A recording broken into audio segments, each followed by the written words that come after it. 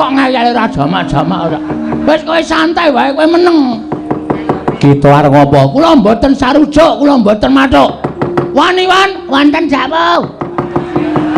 Siap-siap. Omong mbokmu. Aku arep perang karo dewa. Nggih, Pak, ngestaken dawuh. Yen pamit, Pak. Lho, tereng padha suaramu tereng. Mbah, ora caturan ora. Nek sampeyan ajeng njaluk bapak supaya tata krama aku sing ra entuk. Lho, yen ngono kita wani karo dewa. Apa kita ora wedi lawan para Jawata? Nuwun sewu. Kula niku dadi wong ora ana sing tak wedeni. Ha? Bagong ki landhesane siji, bener. Kula garis bawahi aku kuwi wong bener. Wis. Aja kok sampean. Wis. Kerubuten para dewa, ora bakal aku wedi. Kita bakal ulun banjut. Hah? Kita bakal ulun banjut. Banjut iki wae, Pak. Banjut ki dipateni. Arep dipateni apa? Iya. Kita ulun banjut ulun cemplungake ana ing Kawah Candra-Dimuka. Ora masalah. Gong, Kawah Candra-Dimuka ki nggone para wong-wong jahat. Lho, aku kan wis pantes mangpan ning kono. Aku kan ya wong jahat. Ha ta? Mboten apa-apa. Nek sampeyan iso mateni kula, ning carane sapi mang jagal sik pukulan. Lho. Mang jagal sik. Nek kula wis iso apa jagal arep tok bleh sakaremu arep tok keleti sakaremu arep tok tongseng sakaremu. Ning Bagong ki menungsa. Tak mut sirahmu sisan. Ana wong lagi omongan tok ae. Engko nek njaluk lagu-lagu ki engko. Lane wis bengak-bengok ora. Sampenake dhewe. Nek sampean ajeng ngasorke derajate bapak kula ora trima. Bagong kita wani lan panjenengan ulun. Sing tak wedeni apamu? Gong wah jan bocah iki wis. Iki nek dadi apa-apa piye? Reng rasa cerewet iki sar dadi ndak ora gek metu-metu. Kowe ki aja omong wae. Nek ditinggal omong ora metu-metu. Mulai bocah iki. Mulai. Iki maksudnya Bathara Guru gen metu njaba, men nesu terus gelut, terus apa perlune, terus lakone diterusi kok meng ae. Tegese kita wani karo kadewatan. Sing kula wedani namane. Pokoke Semar wong atuamu kudu basa, kudu nyembah kelawan ulun paringi syarat ingkang kok butuhake. Mboten. Nek kudu Semar basa karo sampean, Semar kudu nyembah karo sampean, kula ora entuk syarat ora apa-apa. Ning kosok baline. Sampeyan ora menengke Dewa Daru Jaya Daru rawe lantas malang taputung kita wani karo panjenengan ulun sing tak wedeni apamu ayo ning endi papane wong neter kadigdayan dikrubut para dewa cemplungan ing Kawah Candra-Dimuka siap ayo ora bakal aku wedi rupak wani jembar wani kane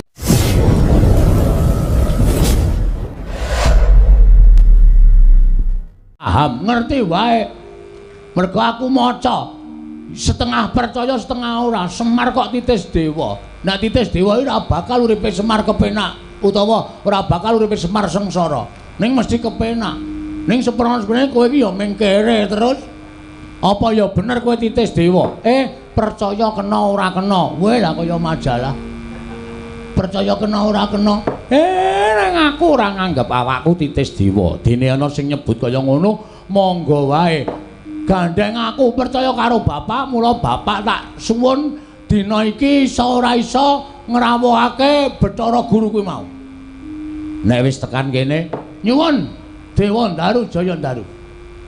Nek Bathara Guru ora entuk, sampean kakangne adine ora ngeneke Jaya Daru Dewa Daru ngamuk ning kayangan Pak. Wah, sian. Bocah nek duwe kekarepan kok sapenake dhewe. Piye, setuju ra? Nek pancen Bathara Guru engko njaluk tumbal, sing ditumbalke kowe ya reng, hus. Antil mencelat ora. Ana menungsa kakangne arep ditumbalke. Ngono lho. Gawe wis, Pak. Please. Bagong omongane jan. Ayo karang samploke sawung ro iwan iki aku.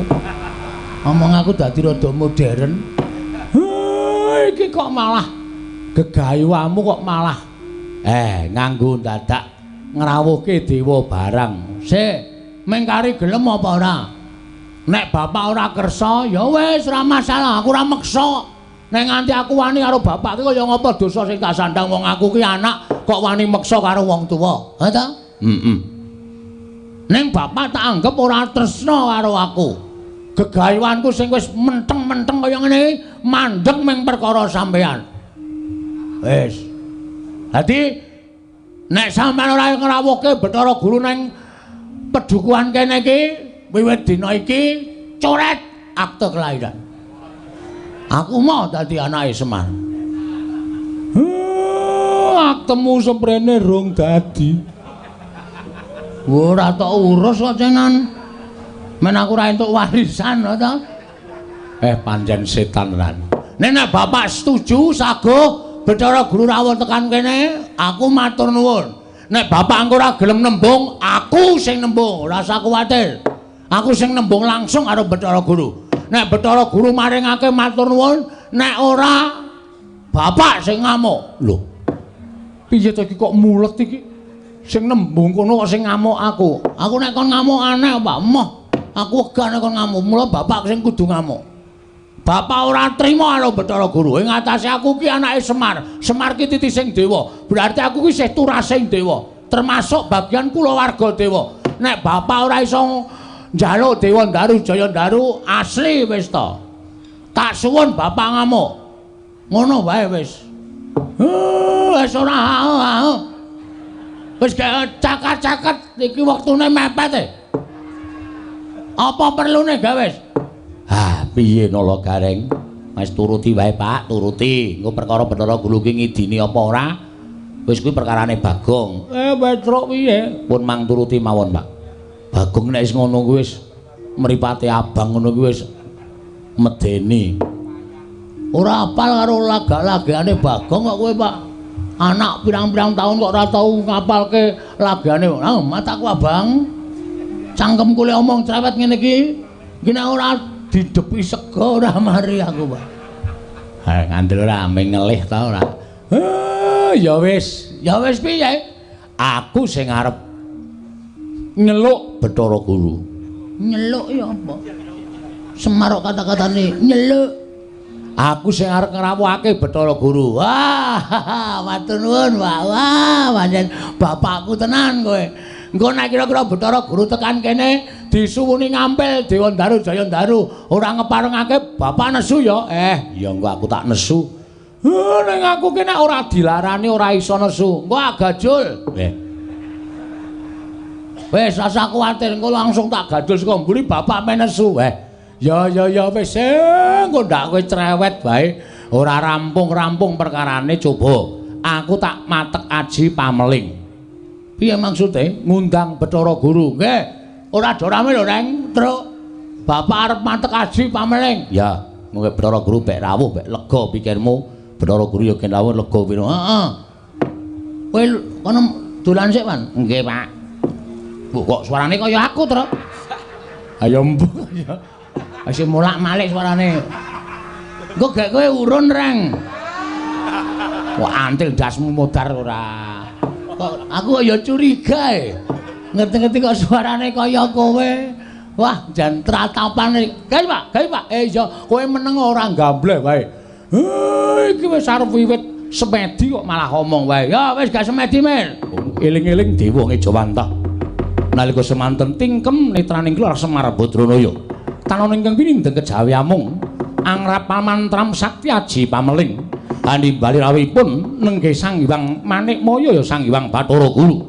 Dadak sakoling mangke sanginggiling padukan pringapus wonten mendung angen danu. Dupe piyak kang mendung onyang madyapada Sang Hyang Jagat Giri Pratingkah wonten ing padukan pringapus dadosaken kejut kang samya mulat.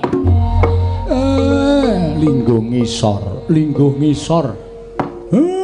Bathara Guru wis rawuh. Iki dewa apa pemain sirkus, Pak? Badut tenan ora. Mau kon ngrawuhke Bathara Guru kok saiki ngunekke kaya ngono. Tangane kok papat. Malak kuwi jenenge. Bathara Guru ki tangane papat. Lah tuku klambi ndi? Mesti dadak ngadekke. Anjen badut tenan kok cah siji kae ora. kaya ora duwe walate sapa-sapa lho, ora kena walate sapa-sapa nek omong sak penake dhewe. Manikmaya Padhararja sak praptamu Bathara Guru. Om Mastu nama Sidam Sekaring Bawuna Langgeng Kakang Semar. Tansah winantu ing suka Basuki sowan kula Niskala. Kepareng kula ngaturaken pudya pangastawanipun ingkang rayi kunjuk. Ya tak tampa. Pangestuku tampanana ya Guru. Kula pundi nggo jimat paripih ndayanana ing kasantosan Kakang Ismaya. Pukulun kula ngaturaken sembah pangabekti kula kunjuk Pukulun. Ya nala garing ulun tampa. Akarya bombong tias ulun ora liwat pangestu ulun tampanana. Kula pundi nggo jimat paripih ndayanana ing kasantosan. Dipun sekecaken anggenipun lenggah Pukulun. Ya garing kaya wis ora kurang prayoga. Pukulun kula ngaturaken sembah pangabekti kula kunjuk Pukulun. Iya Panakawan Petruk ndak tampa. Ora liwat pangestu ulun tampanana. Kula pundi nggo jimat paripih ndayanana ing kasantosan.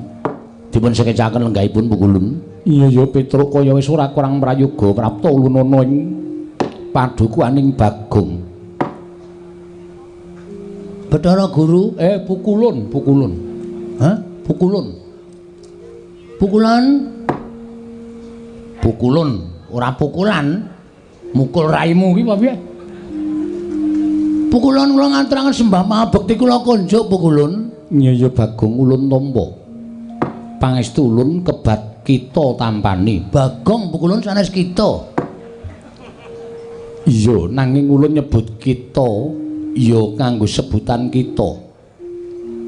Kita piye maksude? Kula ngaturaken bekti kula kunjuk. Iya wis ulun tampa. Pangestu ulun kita tampani. Oh, ditampani bareng-bareng. Kita. Wah, ya wis sak goblok. Kita ki kowe. Aku kita. Nek aku ki ulun.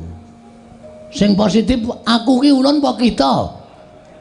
Kok kowe muni kita ki kowe ulune aku ki ulun apa kita?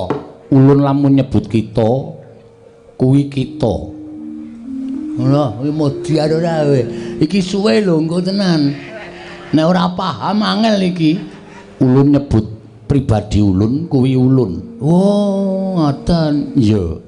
Dadi lamun ulun nyebut kowe kita. Kula niku kita. Iya. Lamun aku ulun. Oh, nggih, Pukulun kula tampi wonten asta kita. Nering sambikala bekti kula kunjuk wonten ngatenipun paduka ulun nggih Pukulun. Petruk wonten dawuh. Piye Petruk cemplungke kawah Candra Dimuka mawon? Sapa sing cemplungke kawah? Kowe kuwi. Yo, dadak nganggo klambi renang ora. Padha kaya nggonku kuwi kawah Candra Dimuka iki papan neraka lho, Gong. Kowe ya aja ora mati kok. Bagong pangestu ulun tampanana. Kebat kula tampani. Nering sambikala dipun sekecaken anggen jengan dika lenggah. Pukulun, iya Bagong, kaya wis ora kurang kepenak. Mekaten inggih. Apa to sababe dene ulun karawuhake ana ing padukuhan papan dunung kita Bagong. Wekdal sacepakipun kula aturaken dhateng Kakang Semar, Bapak Semar. Mir? Wis gak omong, Mir. Kowe mundur. Siap. Aku tak omong karo Bathara Guru, kowe ora usah dadak melu-melu omong mengko ndak malah Bathara Guru kagol atine ora maringake apa sing mbok suwun. Nggih, Pak.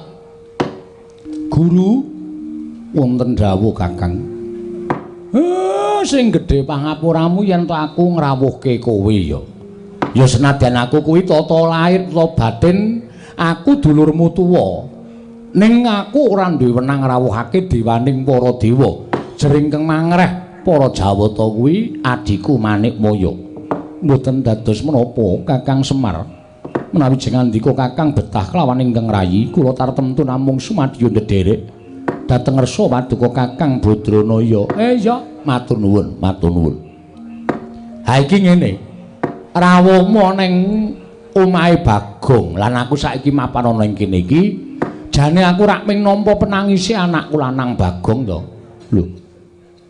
Nampi penangisipun Bagong sababipun menapa? Bagong kuwi duwe gegayuhan.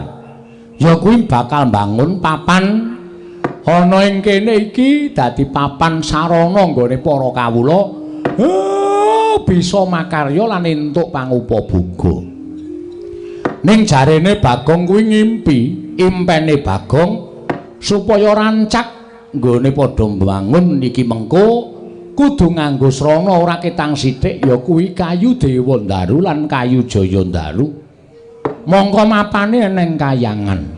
Nah, mula tumuli aku ditangisi dening anakku lanang Bagong, gandeng aku kuwi disebut Kakangne Bathara Guru, aku Sang Hyang Ismaya.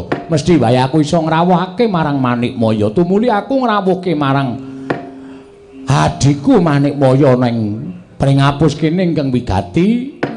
Mbok ana mulunging atimu karo anakku Bagong. Maringana ora ketang sithik ya kuwi wujuding kayu Dewandaru lan kayu Jayandaru.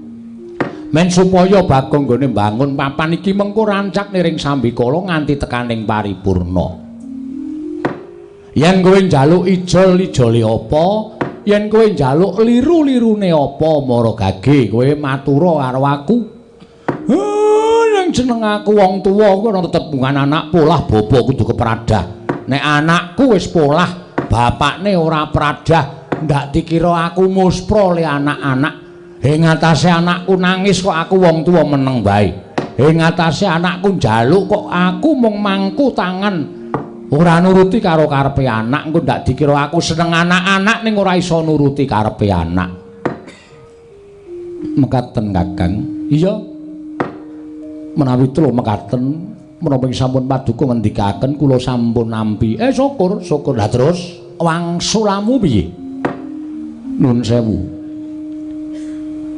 Selaminipun kula menika dados diwaning para dewa, sinembah para jawata, para kawula. Estining manah kula menika tasih gadah raos gelo, Kakang. Lah ngopo? Lah aku mbiyen tok singkir-singkirke supaya lunga saka Kayangan, mbok wadul karo Kanjeng Rama Pukulun Sang Hyang Tunggal. Nalika aku padha gojek karo Kakang Tejamaya tok kandhake nek padha regejegan. Mung kepengin rebut dadi dewaning para dewa, wekasan aku didukani terus dikon nguntal pagering gunung sih kulon lan pagering gunung sih wetan.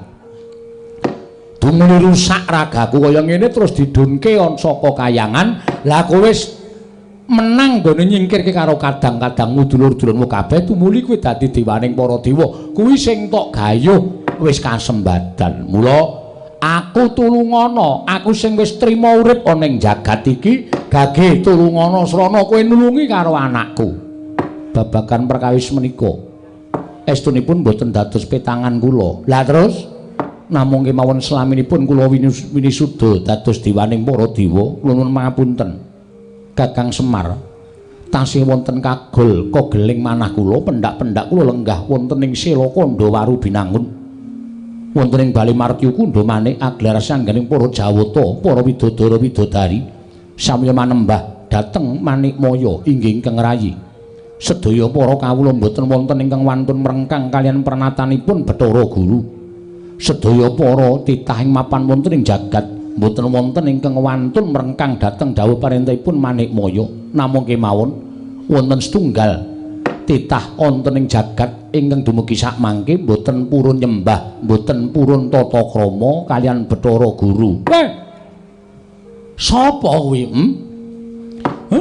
Lah kok dadi menungsa kok nekate ora jamak. Wani nranyak ora tata krama, wani nranyak ora nganggo ganggo karo Bathara Guru, apa ora wedi karo soting Manikmaya. Kakang Semar, Bagong badhe kula paringi kajeng Dewandaru tuwin Jayandaru. Menawi titah setunggal menika purun nyembah kalian kula saha purun ginakaken tata krama mawi basa mboten ngoko kados ingkang sampun dipun tindakaken. Kosek kuwi jane sapa ta kuwi? Sapa menungsa kok nekate kaya ngono? Mboten sanes kejamin namung Kakang Semar pribadi, Kakang Semar piyambak. Monggo kula aturi naliti dhateng kawontenan panjenengan. Kula menika dewaning para dewa, nadyan panjenengan menika kadang kula mestinipun kedah ngagungaken asmanipun Jawata, ngagungaken asmanipun ingkang rayi. dipun prisani kawula semanten kathahipun teka Kakang Semar mboten ngatonaken anggenjengan dika ngajeni dhateng dewaning para dewa. Panjenengan mboten purun nyembah kalian Bathara Guru, panjenengan mboten purun ginakaken tata krama. Menawi Kakang Semar kersa nyembah kaliyan Bathara Guru, kersa ginakaken tata krama kaliyan pun Bathara Guru, kula badhe maringi kajeng Dewa Ndaru tuwin Jaya Ndaru kelawan Panakawan Bagong Kakang Semar.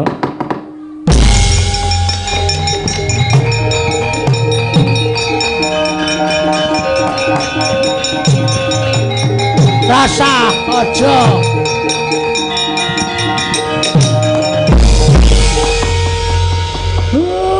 syarate gampang ora Pak. Nek dipikir tata lair pancen gampang ning batin ning ati ngrusak kuwi Pak. Kok iso ngono? Wis ora Pak. Aku mah nek panjang aku kelakon aku ngorbanke derajate wong tuwa. Aku mah nek panjang aku kasembadan ning aku kudu ngorbane karo harga dirine bapak. Aja wis ora nganggo kayu Dewa Ndaru, ora nganggo kayu Jaya Ndaru ora masalah. Ning bapak aja nyembah karo Bathara Guru, bapak aja basa bapake kakangne Bathara Guru. Bagong, kowe iki dewange wong tuwa kok malah ngunek-unek karo bapak sing goblok kok. Ngunekke bapakne goblok. Aku ngene iki nglabuhi karo kowe. Aku ora butuh tok labuhi. Nek bapak kudu ngasorake derajate bapak. Nek ngono nggonmu mbangun papan iki mengko ora kelakon. Kelakon. Aja kuwatir.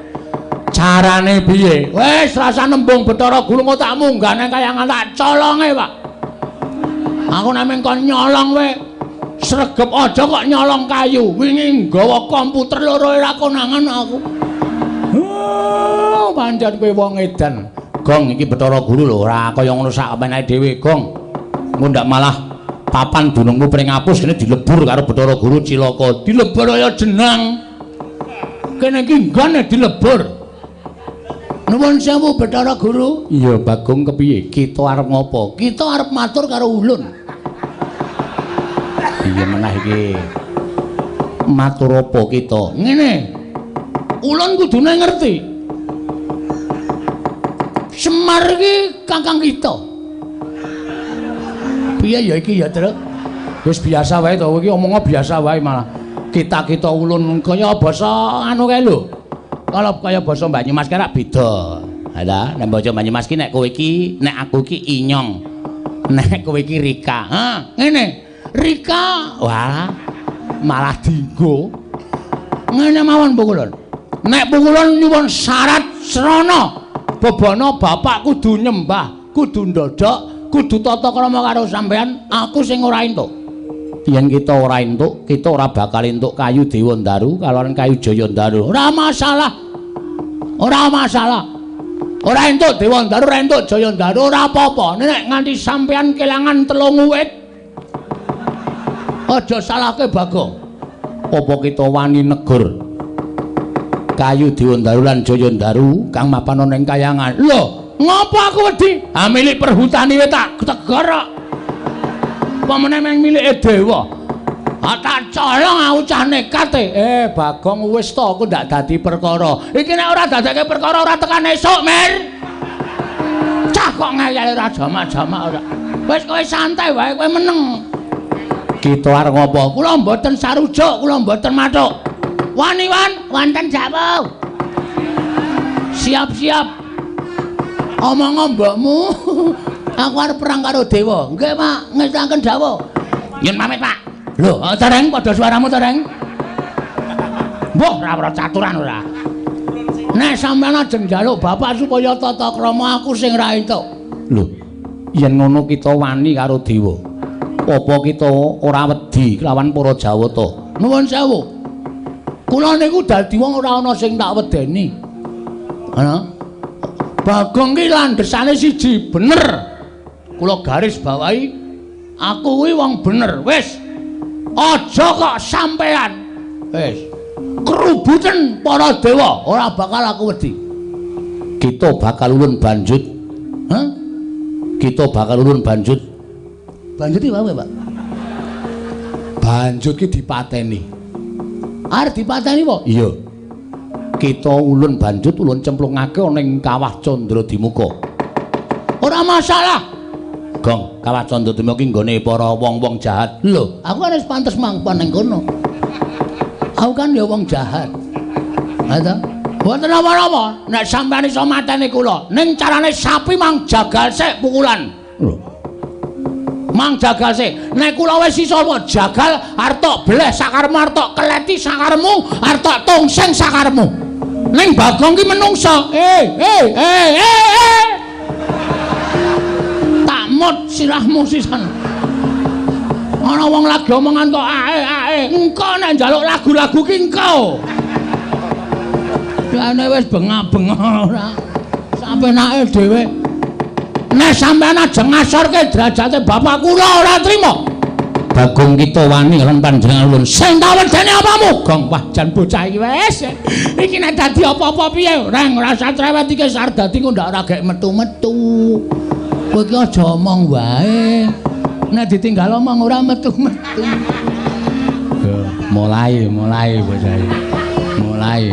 Iki maksudnya Bathara Guru gen metu njaba, men nesu terus gelut, terus apa perlune, terus lakone diterusi kok meng ae. Tegese kita wani karo kadewatan. Sing kula wedani namane. Pokoke Semar wong atuamu kudu basa, kudu nyembah kelawan ulun paringi syarat ingkang kok butuhake. Mboten.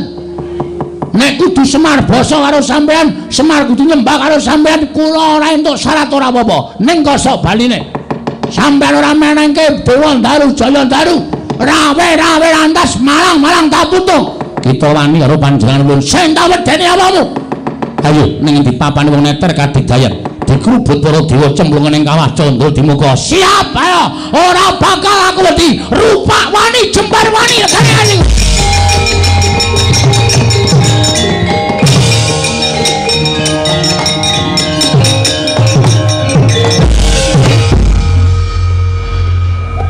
ngapa ya Mir?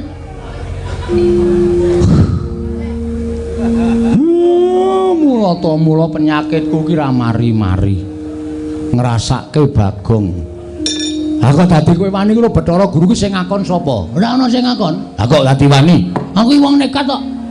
Nek kowe nekat kowe ra entuk kayu Dewa Daru Jaya Daru. Ora entuk ora masalah. Ngapa? Lah mau jare entuk sasmitane Bathara Guru. Pancen iya. Lah bapakmu wis bantu karo kowe kok kowe malah tumindak dhewe karepmu piye? Ora piye-piye. Lah terus aku kon piye? Ambo. Piye to cah iki aku malah bingung to cah iki. Bathara Guru piye, Gong? Wis rasa do kuwatir, rasa do bingung, santai. Tak tandangane. Waduh. Dewa lho, Gong. Yo ngapa? Yo ngapa nek dewa? Dewa nek pakartine elek wajib diwaneni terus. Oh, nek cara aku ngono, sapa wae sing lungguh ning apa jenenge papan sing dhuwur dhewe, nek pancen salah wajib diwaneni. Ora usah kuwatir, Pak. Wis mati tak wujudane. Ngono ya. Wis men, ngopo aku urip ya mung doyak-oyak mendring kok. Esuk 2000, sore 2000, boros ora jamak-jamak. Ayo kebangetan embere kok ya nyicil. Orang yo kebutuhan liyane terus. Ah iya. Ya wis sak karepmu nek pancen kaya ngono. Nek kowe pancen wani tandangono. Nala garing aja ngewangi Petruk aja ngewangi ndak kelepetan dedusan. Wis ben tak nonton kaya ngapa jogete anakku Bagong. Ora mung cangkeme tok sing ngombo kowar-kowar.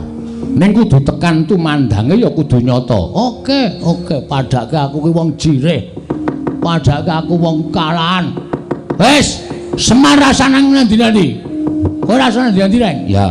Petruk rasane ngendi-endi? Ya. Aku tak mangkat medhoke Bathara Guru. Ngati-ati lho, Gong.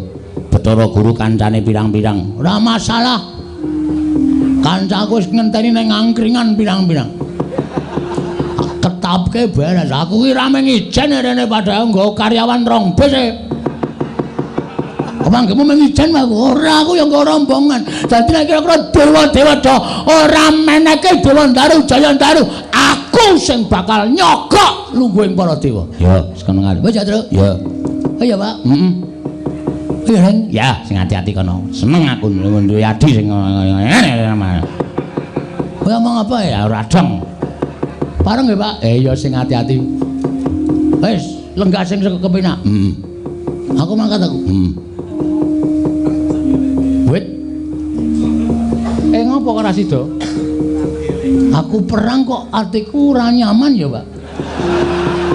Ora nyaman apa? Ketak kandhani, Pak. Gareng seneng karo bojoku. Apa iya? Wis sok WA aku sok ngonangi kok. Ngopo, Reng? Ora kok. Ora ya iki wong tuwa senengane ya aneh-aneh ora. Ayo engko kesibukan kok, Truk. Kesibukan dengkulmu melocot kuwi kok ngono kok ya. Tolong dijagake ya, Pak. Iya. Ya, engko kowe dhewe seneng. Dapurmu rangu, bojomu bisu. Justru kowe malah ora nyuwara. Memang. Pon lenggaseng sekeca ya, Pak. Aku tak metu njaba. Ya sing ati-ati, Bagong. Kok pethoke aja kuwatir, Mir.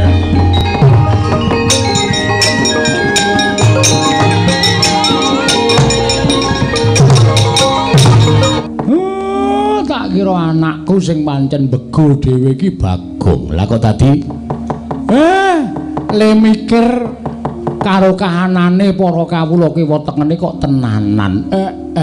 Ora nyono. Jebul lah kok dadi tulus lahir batine nggone kepengin menehi papan pakaryan kanggo para kawulane sak badukuan pringapus. Syukur Bagong. Bumbung isi madu njabamu elek nanging jeromu lah kok kaya ngono kahanane. Paduka Dipanesti Bathara Guru maringaken Dewa Ndaru lan Jaya Ndaru menika kula kinten boten kawratan. Esti ning manah kula mapan mekaten. Lah lajeng sabab menapa paduka ngawi sangganing para Jawata, para dewa mlempak wonten ing mriki? Krana sakmangke mugi andadosna ing kawuningan. Sareng Bagong matur ingkang kados mekaten tumunten kula matur lawan Kakang Ismaya. Pangandikanipun Adi Prabu Bathara Guru kados pundi? Kakang Narada prisa piyambak. Estunipun tasih kogel kagelan manahipun Manikmaya krana sasampunipun kula dados Jawata. Dewaning para dewa mangreh Triloka sangganing para titah mboten ngemungaken jalma menungsa nadyan jim setan pripayangan sedaya sami manembah kalawan ingkang ngrayipun Jatimurti. Klebet para Jawata ugi manembah kelawan pun Manikmaya. Namung setunggal titah ingkang boten purun manembah dhateng ingkang rayipun Manikmaya inggih menika pun Kakang Semar. Tumunten kula matur dhateng Kakang Ismaya kedah wonten syarat srananipun. Syaratipun menapa? Syaratipun boten sanes kejawi namung titah setunggal menika kedah ngginakaken tata krama sarta nyembah kelawan ingkang rayipun Jatimurti. Mangke rumiyin titah ingkang dipun ngajengaken Adi Prabu Bathara Guru menika sinten? Mboten sanes kejawi namung Kakang Semar piyambak. Kakang Narada. Nanika ya aeng-aeng. Lajeng menawi Kakang Semar kemawon mbok menawi sarana nglabuhi dhateng atmajanipun Bagong piyambakipun badhe purun nyembah tuwin nindakaken tata krama kaliyan pun Manikmaya. Nanging jebul ingkang boten trimah Bagongipun piyambakipun utawi Bagong boten nglilakaken menawi Kakang Semar manembah kalawan ingkang rayipun Jatimurti. Pun memper. Mergi Bagong menika sampun ngertos bilih Kakang Semar menika kadang dika werda. Tegesipun sepuh Kakang Badrana tinimbang Paduka Dipanesti Bathara Guru mila mboten aneh. Tumrap kula raosipun Bagong menika mboten kedugi amargi tiyang sepuhipun inggih menika kedah nyembah dhateng Paduka Dipanesti Bathara Guru mongko ingkang tinemu taruna. Tegesipun Paduka menika mboten kok ngaturaken utawi ngendikaken syarat srana ning panjenengan menika ngendhak dhateng derajatipun Kakang Semar. Menika mboten prayogi lho, Di. Kakang Semar menika kula warga Paduka piyambak. Kakang Semar menika kadang Paduka werda. Mila menawi saking pamrigipun ing Ngraka ing Sidhe Pangudal-udal, Dewa Ndaru lan Jaya Ndaru menika kaparingna dhateng pun Bagong. Menika mangke mboten badhe wonten tetembungan kriwikan dadi grojokan geguyon dadi tangisan. Namung maringaken Dewa Ndaru lan Jaya Ndaru kemawon awratipun ngados menapa ta wong nyatanipun tetukulan menika tuwuh wonten ing kayiwangan kathah sanget. Mila menawi Bagong menika nyuwun sekedhik kemawon tertentu Paduka Dipanesti Bathara Guru tentu maringaken dhateng pun Bagong. sampun ngantos namung perkawis alit kados mekaten dipun dadosaken perkawis ingkang ageng. Kakang Rada, punapi? Malah srana menika dados pancatan anggen kula badhe ngendhak dhateng Kakang Semar Badranaya. Lah, tenan to. Malah kedawa-dawa ora karu-karuan. Lah menapa paduka diprasi Bathara Guru wantun dhateng Kakang Semar menika dados pancatan. Menawi Kakang Semar badhe wantun kaliyan kula malah Dewa Ndaru lan Jaya Ndaru mboten badhe kula paringaken dhateng pun Bagong. Panjenengan prisa piyambak watak wantune anak-anake Semar menika panjenengan kedahipun sampun apal. Bagong ngantos nggadahi slogan kados mekaten menika tertentu nggadahi pemanggih sanes tegesipun kados pundi. Bagong menika wong gleleng, Bagong menika wong panjen wong nakal. Nek nganti Bagong terus nggawa graji munggah teng kayangan wit-witan Dewa Ndaru Jaya Ndaru disenso kabeh pripun? Lah taya kowe. Wah, Bagong niku wong nekat. Bagong dirajongi karo Garek karo Petruk, sentek kayangan. Kakang Rada, punapi? Ing mekaten Bagong sakmangke badhe kula patrapi paukuman. Rataya malah tekan ndi-ndi? Semare luput, Bagonge diluputke. Inggih, kedah mekaten. Terus Bagong badhe kula pejahi. Lho, kok dipun pejahi pripun? Amargi sampun wantun kaliyan kula, Bagong boten nyawang menawi Bagong menika namung ditah kula menika dewaning para dewa. Bagong wantun nyula wetha kaliyan ingkang rayipun Jatimurti, Bagong wantun ngias dhateng pun Manikmaya, tegesipun kalepatan tumraping kadewatan. Boten wonten paukuman ingkang pantes kagem Bagong kejawi amung dipun cemplungaken wonten ing Kawah Candradimuka. Wes ora tedas, yakin. Kawah Candradimuka boten kuat ngobong kaliyan pun Bagong. Ngoten lho. Wong ora salah ora luput dicemplungke ning kawah menika mboten badhe mempan. Mboten badhe kobong. Kakang Rada punapi? Sakmangke Kakang Rada dawuhaken para wadya Baladewa damel risak wonten ing kadukanipun Bagong inggih menika pun padukan pringapus. Sak menika ugi Kakang Rada punapi? Panjenengan teka kendel kemawon. Nuwun sewu, Di. Tida-tida sing manahipun ing Rangga Sedhik Pangdalutal menawi kula kadhawon supados ngrisak dhateng papan dununipun Bagong. Ternyatanipun saking petanganipun ingkang Rangga Sedhik Pangdalutal kalepetan menika mboten kelapatanipun Bagong kaliyan pun Semar. Ning lupute Adi Guru. Lupute Adi Guru ingkang duweni watak adigang adigung adiguna dumeh dadi dewaning para dewa. Panjenengan mboten ngurmati dhateng Kadang Werda inggih menika pun Kakang Semar Badranaya. Malah panjenengan badhe ngendhak derajatipun Kakang Semar menika tumrap kula mboten mathuk, kula mboten rujuk lan kula mboten condong. Menawi Kakang Rada mboten mathuk lan manggihipun Bathara Guru tegesipun Kakang Rada wantun dhateng pangaos kula. Mboten badhe wantun. Nanging kula menika kami tuwaning dewa. Kula menika kami tuwaning kayangan. Panjenengan menika menawi badhe menggok mergi tertentu kula jejekaken. Kula badhe jejekaken ingkang bengkong. Beneraken ingkang luput menawi dados pakartinipun Adi Pramesti Bathara Guru. Kakang Rada nadyan panjenengan kami tuwa nanging ing dados panguwasa tunggal menika kula sanes. Lho, sanes dos pundi? Ingin dados panguwasa tunggal menika Gusti karya jagat kula lan panjenengan menika namung kinarya pirantinipun anggenipun niti priksa dhateng para titah ing mapan wonten ing jagat. Dados menawi paduka menika ndewekaken utawa mengeranaken dhateng panjenengan piyambak menika lepat. Kakang Rada punapi? Kekatan anggen kula munjat ngersanipun Kakang Rada menawi Kakang Rada mboten sarujuk mboten mathuk lan kundur dhateng kayangan. Apa inggih bali ya bali kaya.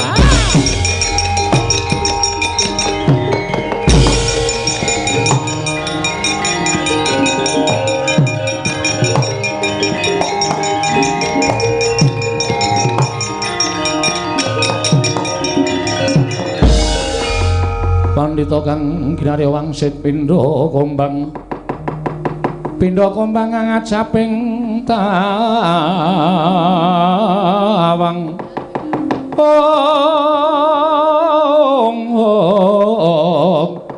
susu angin ngending gone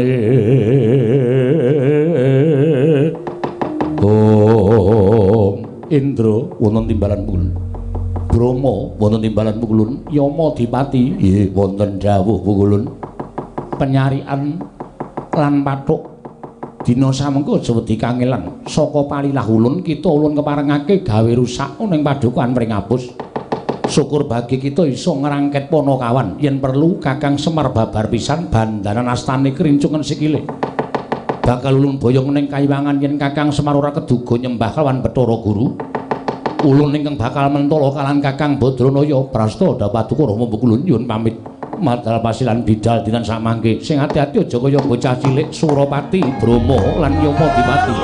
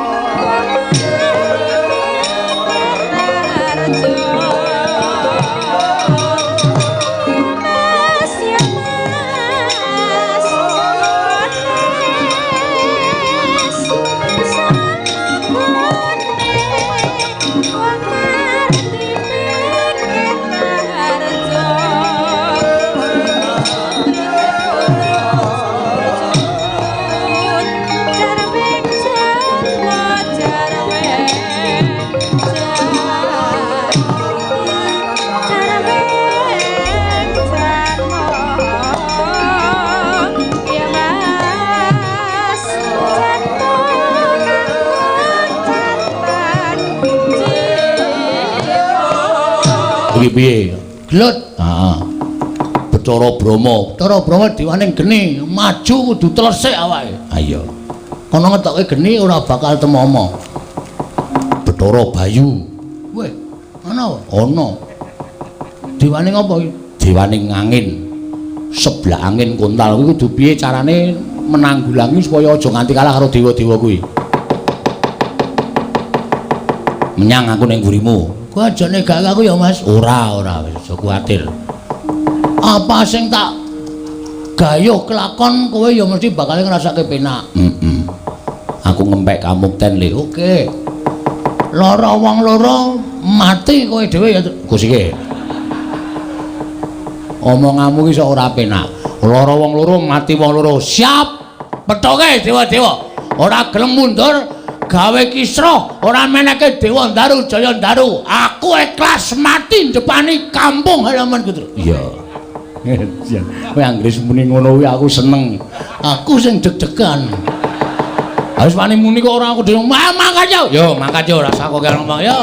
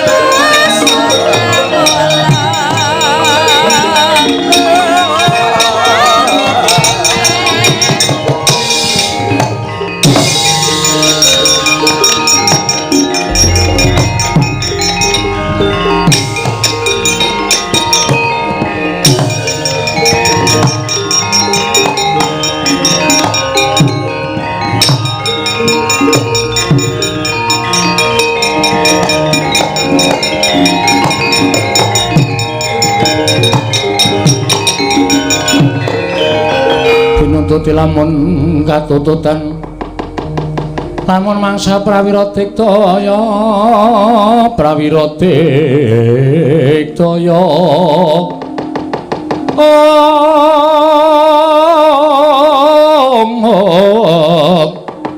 Ranggana magawe gelari rawang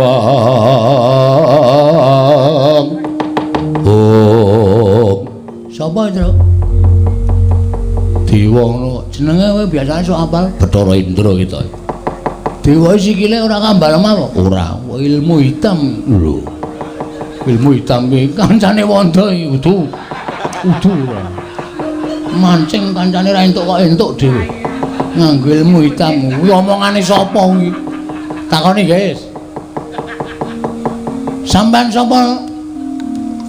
dewa? Lho. Takon ngarang ulun. Heeh. Ulun sapa? Lho. Ulun Sang Hyang Bathara Indra.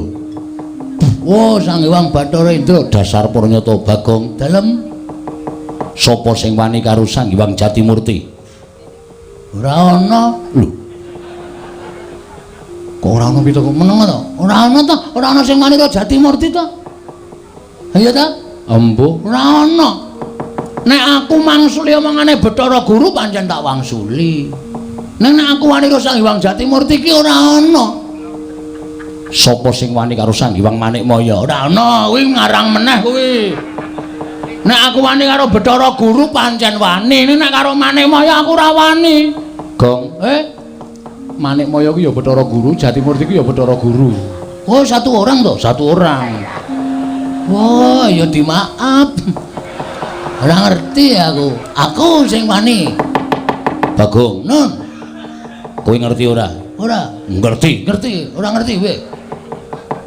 Yen Bathara Guru kuwi sembaning para titah. Lah kok dadi kowe wani? Ngene, Ndra. Lho. Ben iki kowe sidane ya glete ndak tak basa-basanan ya, Tru. Engko nek kuwalat Ora wae. Aku tau nguyuhi sareane ra kuwalat kok. Mancen nekat tenan. Nek Bathara Guru pakartine apik, adil tumraping titahe. Aku ora masalah, aku ora arep wani karo sapa-sapa. Cah cilik kae ya, Ndra, nek bener aku wedi. Ning grango kaya ngapa, nek salah aku ora wedi. Arep derajate sundul langit, nek salah wajib tak benerke. Mergo iki suara rakyat, Ndra. Ngono. Dong apa itu? Embo. Kok plek. Tatin mumbul apa? Ora. Kok pleke akeh banget. Kok gak mumbul. Lho, ih kowe. Hah? Dadi aja dumeh Bathara Guru ki dewaning para dewa, terus ora ana sing maneni, terus ngendak gunaning jalma. Sapa-sapa kudu manut Bathara Guru, sapa-sapa kudu manut Bathara Guru. Apa Bathara Guru tidak boleh salah? Hah? Meng dijaluki Dewa Ndaru karo Jaya Ndaru, meng tanggo syarat. Lah kok Semar kon nyembah karo Bathara Guru anggepe apa? Semari bapakku, Ndra. Semari wong tuaku. Nek ana menungsa sing arep ngendak derajate bapakku, aku ora ikhlas. Aku ngewangi wong tuaku. Lho, malah wani karo aku. Aja kok kowe. Kowe iki anake Bathara Guru to? Iya. Anak nomor 4 to? Iya. Kowe kok ngerti? Menurut buku. Ngono kuwi nek sejarah aku ora ngerti wong lairmu ki, aku ora ngerti bidane sapa kok. Hah? Aja kok kowe bapakmu ki nek salah kudu tak benerke. Aku bapak kok nyembah, kok kon basa, kok kon tata krama. Ora mungkin. Ora iso. Bapak ki tuwa bapak mangane Bathara Guru. Bathara Guru sing kudune basa karo bapak. Nggone unggah-ungguh ki Bathara Guru sing kudune nyembah karo bapak. Bapak wis gelem dadi titah, gelem dadi wong cilik, gelem dadi pamomong, ninggal kamukten kajewatan. Dipasrahke Bathara Guru kok wis dadi wong cilik, dadi pamomong, kok isih kon nyembah karo Bathara Guru. Model apa kowe? Ayo ge omong-omongan. Piye meneng wae iki? Stay. Nek omong jan mentes. Bathara Indra nganti meneng wae. Meneng wae nek terus ngampleng cilaka iki. Lu ngomong ning ora gek plek-plek malah ora apa-apa nek meneng wae terus dis ngono. Aku ora siap, Petro. Ono aku kok. Lho, terus ngopo? Lah aku ya lunga.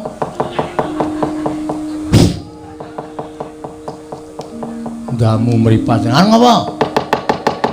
Aku tekan kene kon bondo karo kowe. Kuwi apa bener Pak Kartine? Hah? Salah apa aku? Luput apa aku? Aku nyolong apa? Aku nglarani sapa? Kar dibondo kaya penjahat. Cacing tak kepidak menungsa ngolet butuh males, Ndra. Bagong ki menungsa. Duwe perasaan. Ana kowe arep nglarani karo aku nek iso bangga. Wani karo Setawat dari awakmu. ora minggat kene markaning patimu Tiban tangane Petruk. Sik. Sing nantang ki kowe. Kowe jare mau ngewangi.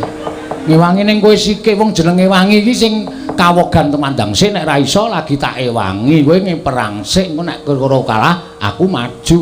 Ora ngono tembunge. Ya baleni saka tangan-tangan mau. Saka sing endi? Saka sing kata-katane kowe muni lho wani karo aku. Tak odeni ngono gak sing ndak ora gayeng. Wani karo aku. Sing tak wedeni matamu. Lho. Apa-apamu? Ki mergaring pati panggal tanyane. Iki mergaring maju bicara.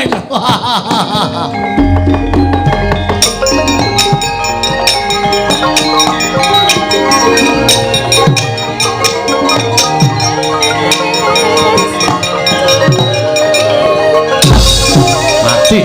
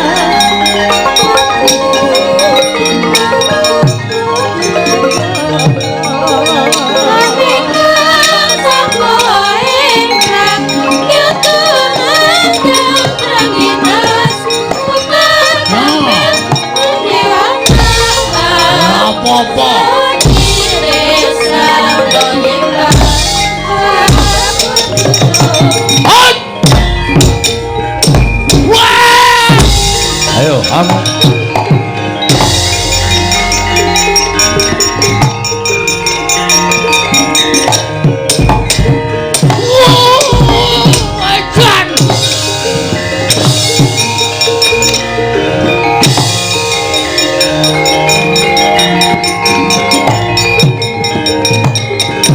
Tapi temen wani karo aku sing tak wedeni apamu ulun diwaning geni ora wedi ku paling mengetoke geni sak lumbung bantu ngono kae bu aku nyemplung blumbang genimu ora ana gunane ayo muni ya sing dadi nyatane candak aturke Bathara Guru nampa pidana candak aturke Bathara dosen nampa pidana Edan aku musuh Bagong kok malah rasane ora kepenak to. Kuwi berarti arep kalah kowe.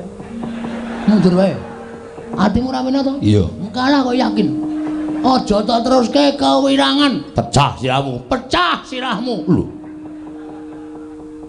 Iso mecah sirahku. Ya mbok, pecah sing endi? Ngene Indra mau dekok. Ila dalah mati iki margane pati mergane.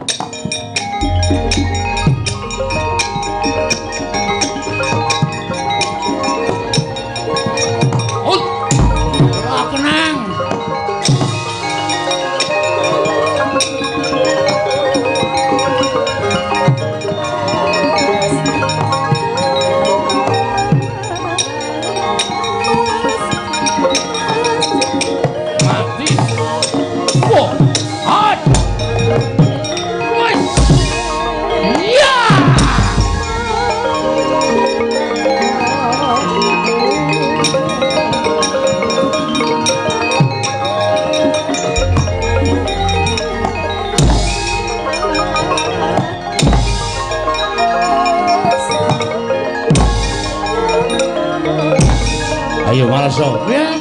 Maleso.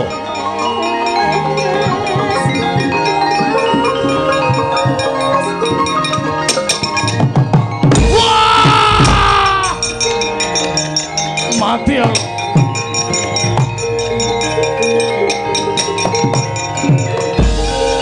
Piye, Gong? Cara brangae bajigur ana. Ngapa? Tak inceng ndase. Sepatune dunggahke. Aku nggajul kono kena sithik, anggon aku kena akeh. Mules. Leren sik terus. Wah iya. Ora apa-apa. Blek es teh. Moh. Laren kok golek es teh barang ora. Tulung iki nek ora tak ombeni weteng kula tenan golekno es teh bayarono sisan. Wah. Jan nekat ra jamak-jamak ora kene. Kuwi anggere nyuruh tambegan ngono wis mari. Wetenge dilus-lus. Kowe ora ukuran kok Gong iki. Penyakiten iya kowe. Kok gede banget semono to, Gong? Mbok rasa trewet, rahasia kok diomong-omongke wong akeh. Mula nek kowe mlayu mau kok surane tung. Padahal klontong sapi kok. Ya ora ya. Wis, Bathara Brama kalah. Kowe iso menang karo Bathara Brama. Ya ora gleleng kowe. Gleleng kok kowe. Maju meneh. Bar iki sapa? Ketoke ya Bathara Bayu ya ana, Bathara Yamadipati ya ana. Bathara Pathuk. Wah, kandhak wae. Wah, ada.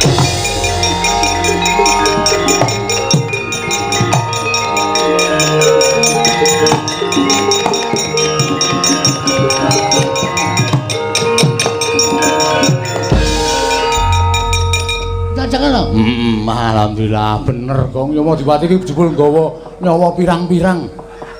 Masa? Kaya aku mau wis urip e. Lho, krasa ta kowe? Krasa. Enak ngomong kok larane. Kleru nyawa kirik. Wah, jan.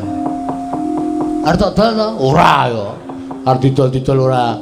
Lho Yamadipati sing ngoyak. Minggir to. Arep kapan jabut genti nyawane Gong. Men pokoke.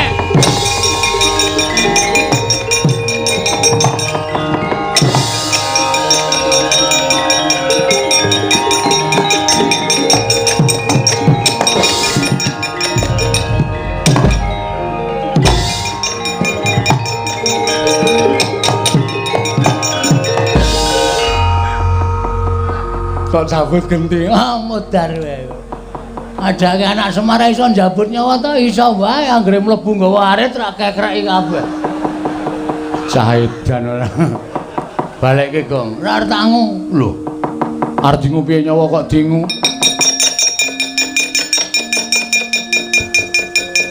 Saake. Aduh. Wah, caedan. Ana menungsa kok iso njabut nyawa. Iso wae aku mulih njabut. Aku kadang kala ora tak jabute metu dhewe. Ora lutruk dingonokne kuwi. Kejengkit panis e. Kuwi nang anu sok aleman e. Iya, Bagong. Ayo bali. Iya. Sepatune ukuran pira kuwi? 36. Cukup, tinggal. Lho. Tinggal tak ajar. Iya. Wah, laedan dipreteli nya. Ayo kuwi anu apa jenenge bus kape? Wah, dumeh anyar rombongan lurik. Ayo jalan kene. Iya, wah wis. Ya. Iki tampani. Lho, apa iki? Silet. Lho. Nggo ngopo? Kuwi dikerok jenggote kuwi. Lho. Ben ngopo? Ngingu kok jenggot. Ngingu ki wedhus ben mana? Oh, ya men kowe iki senengane kok senengane. Wis ana mulih kana. Yogi kowe ya. Wis bali kana. Mewah ajar dhewe. Wah, aku tak mulih, Bagong. Wah.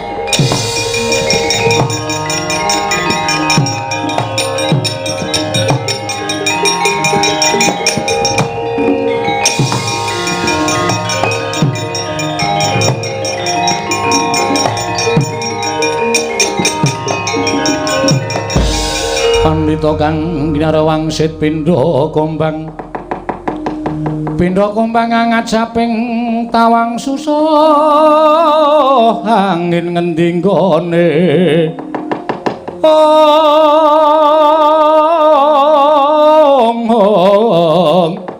miang kalihing kangkung peksimi beruluke ngungkuli langit Mas Tunama sidam sekaring bawuna langgeng. Andu para temene ngatasé mung drajating Panakawan isa ngorak-arik karo barisaning para dewa.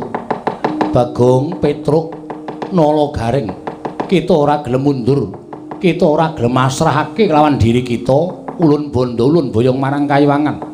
Yen perlu wong atuwa kita, aja takon dosa. Padukuan tak tamani Cis Trisula, ora kobong wong sak padukuan aja dundang manik moyo keparat.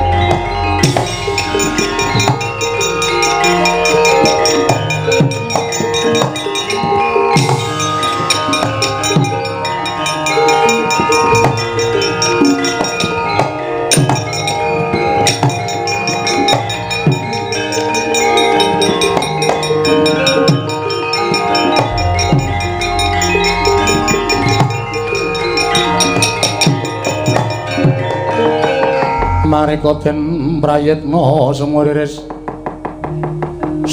eka balik titiyani kandayani Trisanya Purnama sasi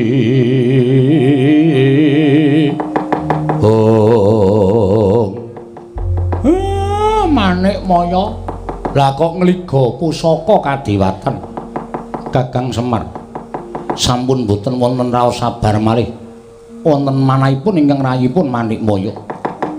Dinten sak mangke Kakang Semar keparing maringaken dhateng Atmaja panjenengan Bagong menapa mboten? Menawi mboten kula mentala bumi angus padukan pring apus mriki Kakang Semar. Sabar to ora kaya ngono kuwi. Lah kok dadi kowe nuruti karo karepe Bagong. Bagong ki wong srogal-srogol. Bagong ki wong kebak sembrono. Nek tok tanduki malah kowe engko kewirangan dhewe larak tenan to.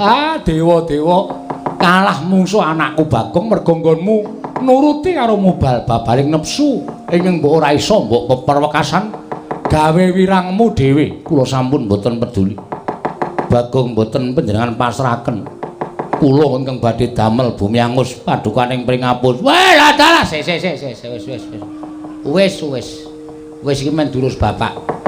Ora usah nesu manut karo bapak. Nek ora manut ndak malah ora klakon. Aku mangkel kok kaya lanang-lanang dhewe.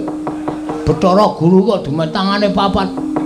Ayo, gelut karo aku ning tanganmu loro wae. Lho, tanganmu loro wae piye wong tangane wis papat kok.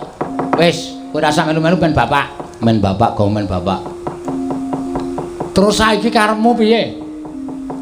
Kula nyuwun Bagong badhe kula cemplungaken kawah Candradimaka. Weh, lha aku ki wong tuane.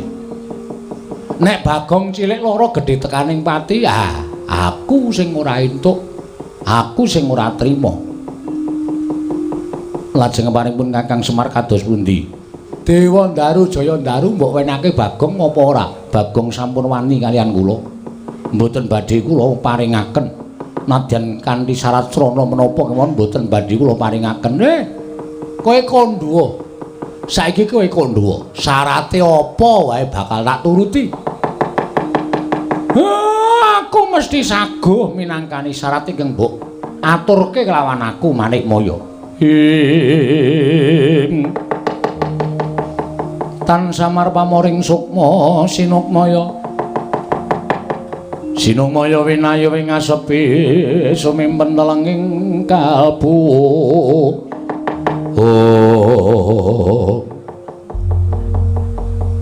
Menawi Kakang Semar dawuh mekaten kula badhe ngaturaken syarat srana. Syarate apa? Gandeng Bagong sampun wantun kalian kula. Tegesipun Bagong sampun wantun dhateng pangaosipun kadewatan. Wantun dhateng panguwasa ingkang rayipun Manikmaya. Terus dosane Bagong aku sing nyandang, lupute Bagong aku sing nebus. Ora apa-apa kowe kandha. Menawi Kakang Semar mboten ngparengaken Bagong kula buyung dhateng Kayiwangan sakmenika ngaten kemawon. Kakang Semar dados lintunipun. Ijole piye? Kakang Semar kula boyong dhateng Kayiwangan. Sawise tekan Kayangan menika Purbawasa wonten astanipun ingkang rayipun Manikmaya. Wonten ing Kayangan sak mangke Kakang Semar dados lintunipun Bagong nampi pidana saking rayipun Jatimurti. Sagah menapa mboten? Lakonane. Pak! Pak! Saya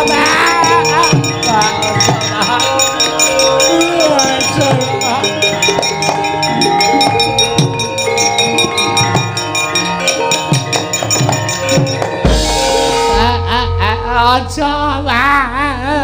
Kowe aja dadi jale Bagong. Aja, Pak. Aku ora ikhlas nek bapak munggah ning Kayangan dipidana karo Bathara Guru. Ora apa-apa, Tru. Reng rasa nangis ku bapak sing tenanan ki ngono kuwi. Supaya kowe iki umpama ndek gegayuhan terus lakone kaya sing tak lakoni ini bapak mesti yo ngiklaske. Sing jeneng wong tuwa netepi tetembungan anak pola bapak keprada. Kuwi ngono kuwi ya Pak ya. Wis ora masalah. Bapak ki wis tuwa ki lakune nang ndi meneh to? Kejaba ora mung mati to. Saiki ya mati, sesuk ya mati wis ora masalah. Adene tapuk sepatu cangkemmu kowe. Anak kok kaya ngono. Wis bareng ora apa-apa. Bagong ki omongane bener. Aku urip ya wis pirang-pirang abad suwene nganti tekan kaya ngene kok urung ana tandha-tandha aku tekaning pati. Lah iki malah sing arep mateni aku dewaning para dewa iki rak padha karo bapakmu ki disuwargake. Ngandel ora. Bapak wae ikhlas kowe do nangis sing apa? Ya mung ngene wae bapak ki sadurunge mati kon ngetokke sertifikate iki cacahe pira? Kok dupak raimu ora? Weh, ngono lho, Tru. Kan adil aja ngomong-ngomong. Wong kok sing diarep-arep kok warisan ora. Aja, Pak.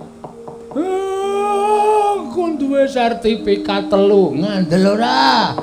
Didumsik, Pak, gek mati ora masalah. Bagong pancen setan tenan kok. Aja, Pak, emoh, Pak. Ora apa-apa aku tak melu Bathara Guru aku ora piye-piye. Aja. Nek bapak men ning Kayangan, nek bapak munggah ning Kayangan aku ya tak ngetokke nek dadi dulure tuwa Bagong. Bagong tak labuhane, pukulan kula ya digawa teng Kayangan dipateni kula ya gelem pukulan. Reng. Aja, Reng.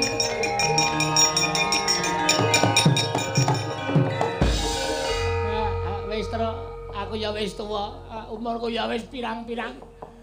Wong urip lakune nang ndi neh, kejaba mau mati, bapak mati aku ya tak mati.